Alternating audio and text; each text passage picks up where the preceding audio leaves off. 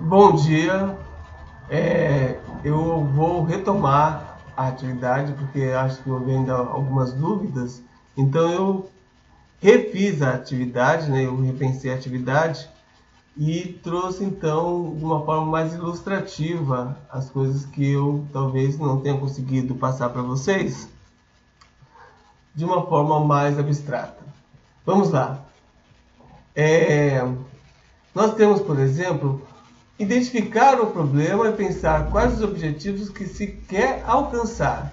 Por exemplo, os problemas podem ser muitos. O problema pode ser, por exemplo, a questão de como essa escola que você está colocada, professor ou professora, como ela reage sobre os problemas da vida, né? Sobre as coisas.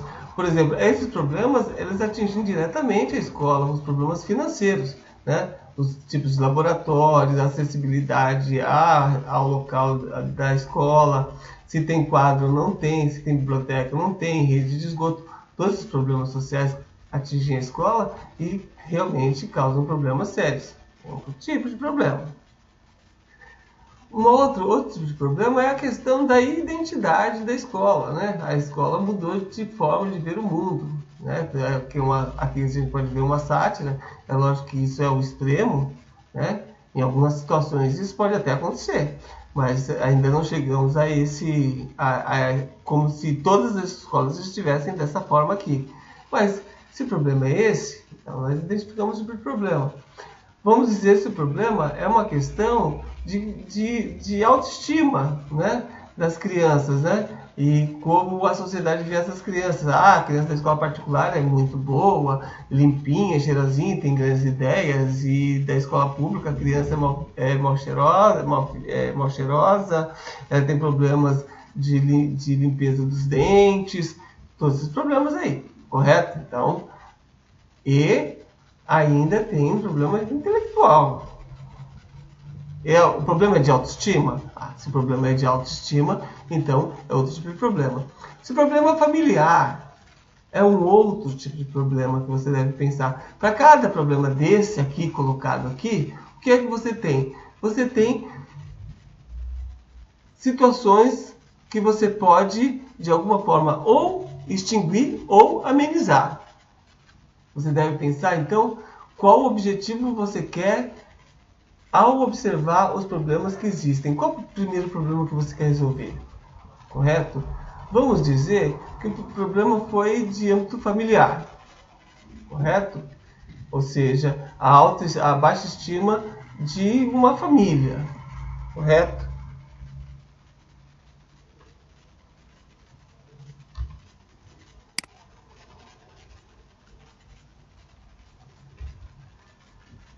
Então, buscar o conto que melhor se enquadra à problemática. Ou seja, será que a gente pode transportar situações? Será que o mundo de contos de fada ele não vai nos trazer situações semelhantes à realidade? Né? Ou seja, problemática é da família. Ou seja, vamos pensar então, vamos pensar, por exemplo, vamos ressignificar a própria Branca de Neve, né? Vamos ressignificar uma mulher, filhos e todos os problemas sociais existentes hoje. Você pode pensar nisso, né? Vamos ver, então, vamos encontrar um conto que se enquadra aí. Aí sim, transformar os personagens em pessoas reais, mantendo os nomes fictícios.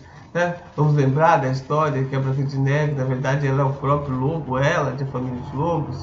Né? E como é, né, que a família dela vê ela e como ela reage a essa forma de ser vista pela família. Podemos usar aquele caso ali, a Branca de Neve, mas também podemos usar, né, a Chapeuzinho Vermelho.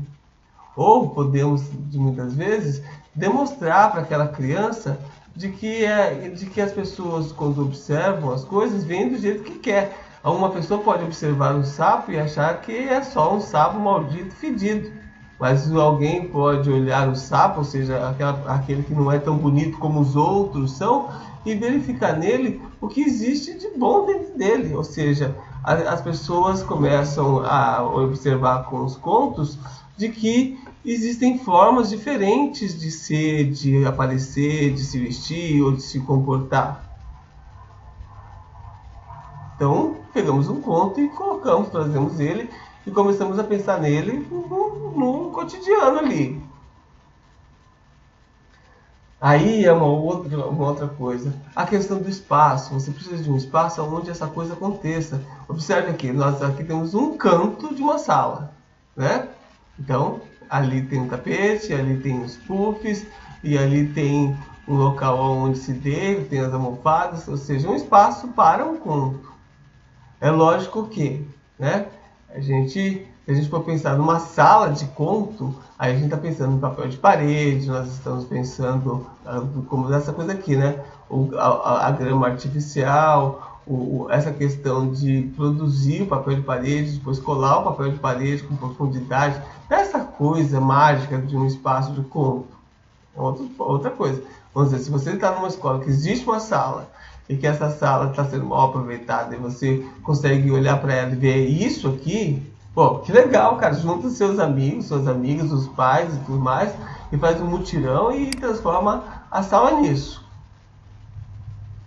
Criar ambiente psicológico para o conto, ou seja, pode começar lá, na hora do intervalo mesmo, no momento que eles estão brincando, né? Você levar uma aula de Tai Chi Chuan, você mesmo pega os passos sobre Tai Chi Chuan, faz isso, prepara eles, aí depois de lá, traz eles para a sala de aula, coloca sentados nas almofadas e tudo mais, e por final espera, vai contando devagar uma história onde coloque eles numa situação agradável e tal, até na hora que eles relaxem. Relaxaram? Sim. Aí começa o conto.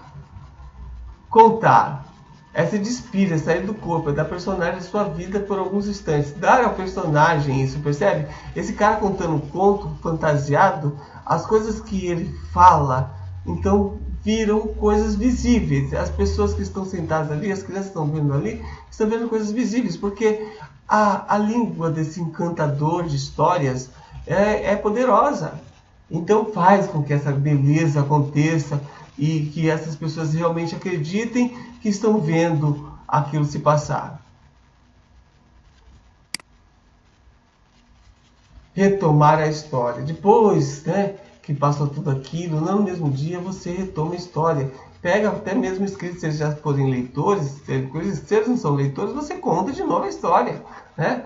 Conta a história de novo para que eles pensem, mas não agora na sala de aula, a história contada ali para que eles lembrem dela.